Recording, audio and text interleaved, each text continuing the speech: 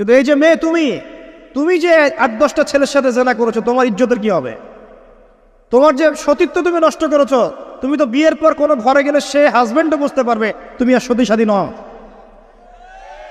তখন তোমার কি হবে? আর এটা যে এত ভয়াবহ মহামারী আকার ধারণ করেছে না, যে অনেক ক্ষেত্রে দেখা যায় স্বামী অফিসে যাওয়ার সাথে সাথেই বয়ফ্রেন্ড বাসায় হাজির। এই যে বাক্সে বাক্সে বন্দি জীবন বললাম, বাক্সে বাক্সে বন্দি ফ্ল্যাটের ভিতরে তো ঢুকলে আর বোঝা যায় না ভিতরে কি হচ্ছে।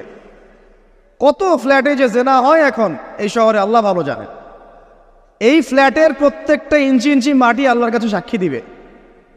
যেখানে যে মাটিতে বসে অবিবাহিত যুবক যুবতী জেনা করেছে আর বিবাহিত যুবক যুবতীরা এবং এই স্বামী স্ত্রীরা জেনা করেছে, এর ইঞ্চি ইঞ্চি মাটি আল্লাহর কাছে কথা বলবে।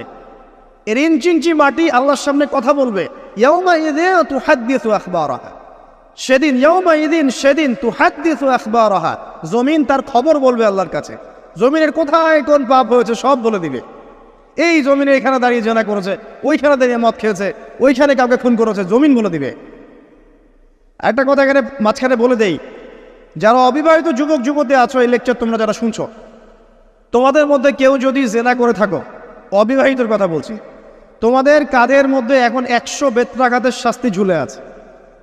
সূরা নূরের 1 থেকে 3 নম্বর আয়াত পড়ে দেখবে, অবিবাহিত যুবক যুবতী যদি জেনা করে তাদের শাস্তি হচ্ছে 100 বেত্রাঘাত, তাও জনসমক্ষে, এবং এক বছরের জন্য নির্বাসন।